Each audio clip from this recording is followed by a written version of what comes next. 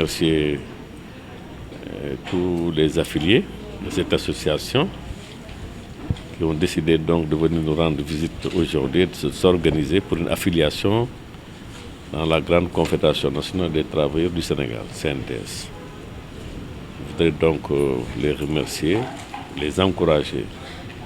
Et comme vous le savez, en tant qu'acteurs de développement, les tailleurs stylistes ont leur place, parce que tout ce que nous portons, tout ce qu'il y a de beau, ce que nous mettons lors de cérémonies, n'est-ce pas, familiales, religieuses ou dans nos réunions, est confectionné par ces braves acteurs, ces travailleuses et ces travailleurs-là, qui ont décidé donc de s'unir, de faire le bond des associations vers la syndicalisation.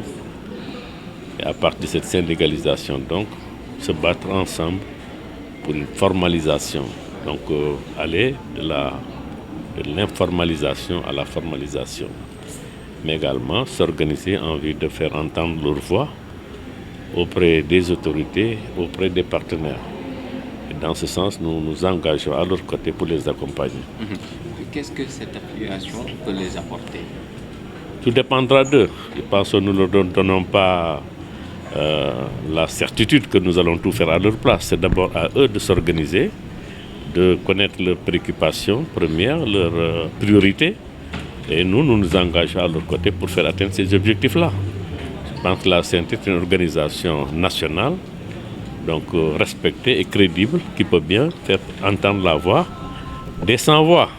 Voilà un peu l'intérêt d'une affiliation auprès donc de la Confédération.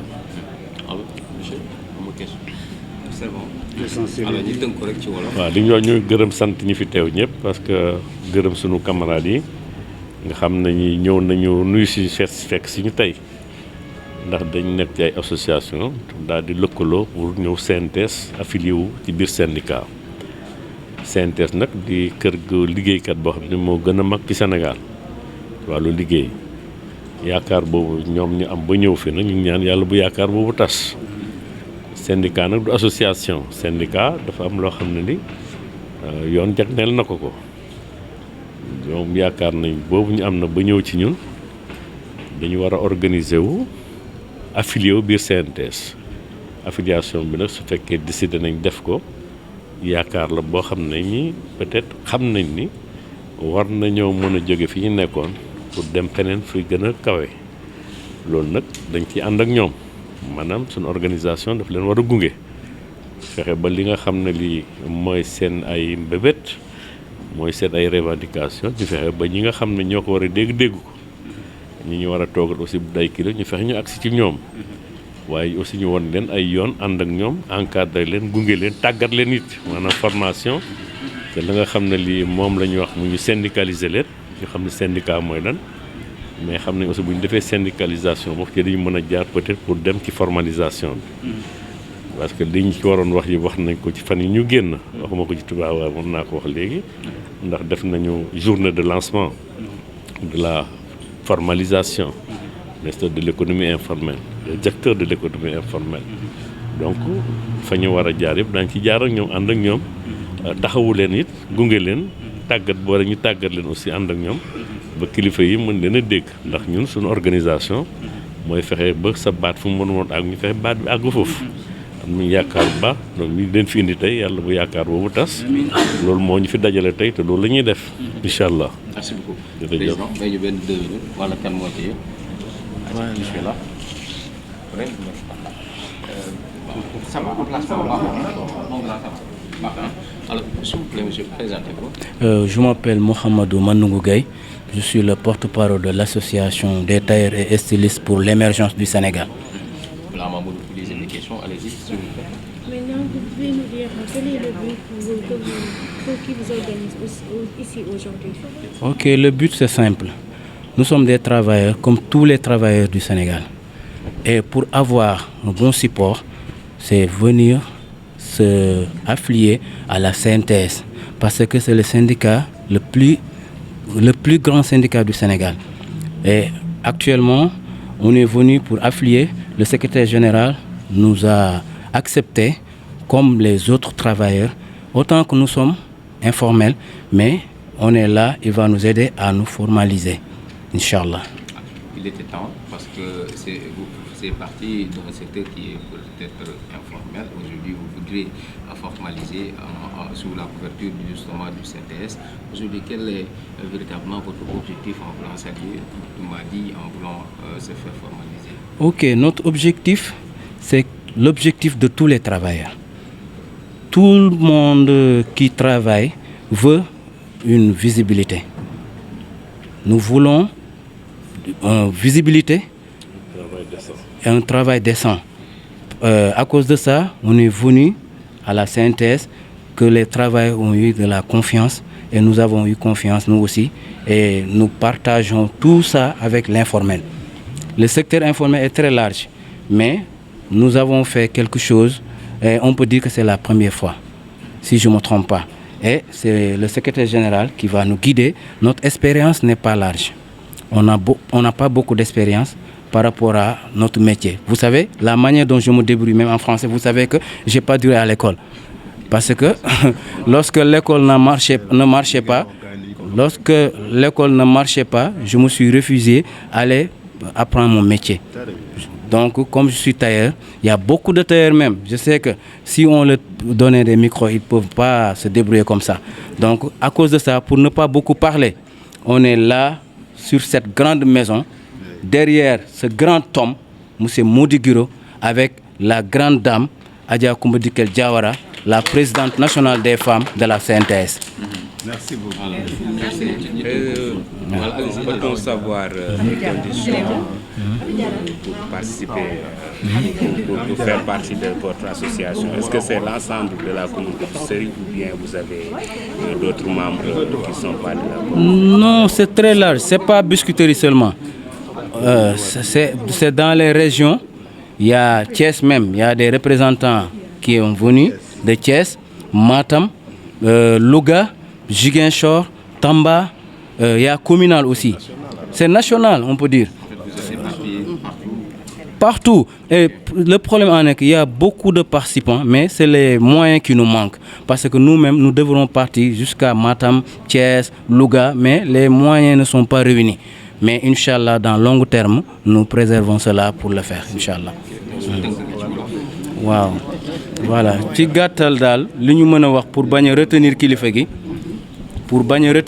gi modestem ak mbaaxam ak bëgg njaboot ak xam ni il est là pour tous les Sénégalais moo tax waaye sax dafa am empêchement ndax dafa am xew donc ci kaw loolu ñun ñu ñëw di njabootam bëgg affilié wu li ci gën a neex mooy nangul ñooñu ko kon bu fekkoon dañu nekk examen apte nañu et c'est l'essentiel donc ñun ay tailleur lañu duñu ay intellectuel waaw on peut dire que ay tailleur lañu daal dañu bëgg liggéey suñu liggéey jëm ca kanam nag mooy ñu dem xool la nga xamante ne mooy ay jéego ñi nga xam dañu bëgg jëm ca kanam escalier yi ñu yéeg ñu jéem faa yéeg donte suñu tànk ndaw na waaye ku yegg rek ñu yegg booloo tax ñu ñëw bootu ci CNTS xam ni gannaaw gi ñu bootu amul béjjën duñu jam waaye dinañ ko wéral ni ñun njaboot lañ boo xam ne suñu biir tamit amul béjjën alhamdulilah mbébét yi mooy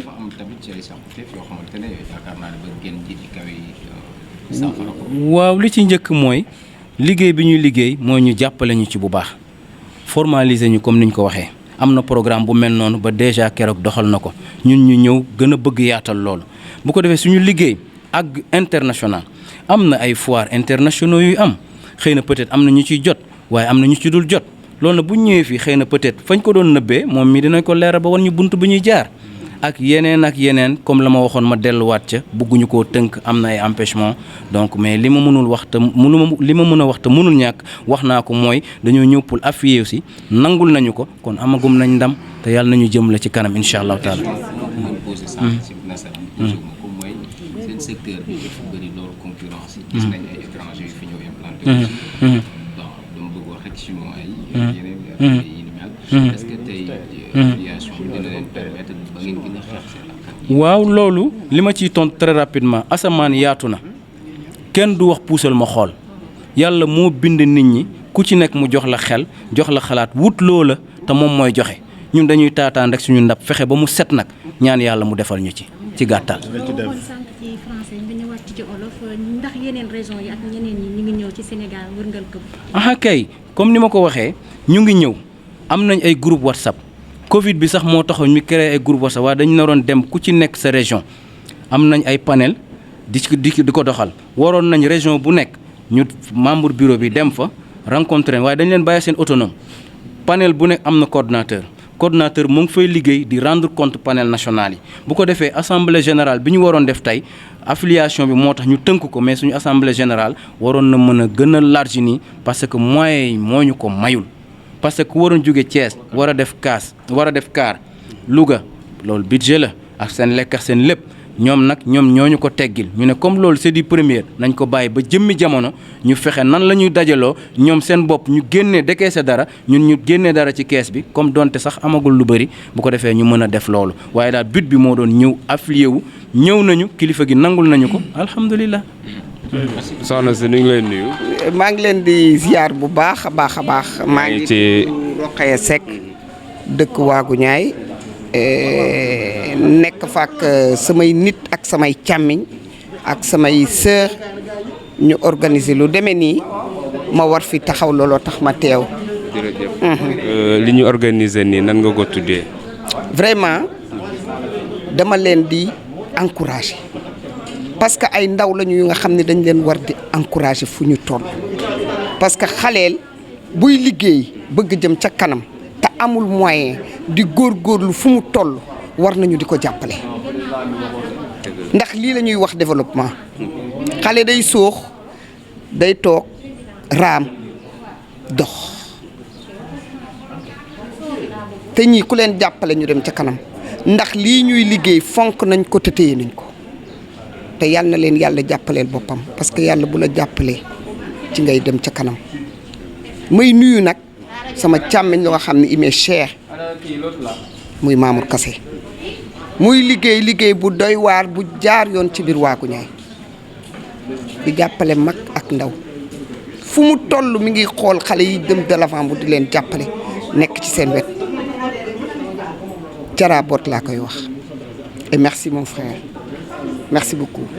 ban xalaat nga am ci télé bi ban xalaat nga ci am puisque ñëw na gën a rapprocher population bi. ca kaw ca kanam te bu doon sama sago ñu door ci biir Waagu Ñaay di fa dugg di xool leader yi di xool ñi nga xam ne sopp nañ leen di waxtaan ak ñoom di leen dugal ci télé bi ñuy wax li ñu ci xalaat parce que télé bi ca kaw ca kanam c'est pour la première fois ñu am télé ci biir Waagu Ñaay yal nañu yàlla jàppale ba àddina yëpp di ko dégg wa salaam loolu laay ñaan.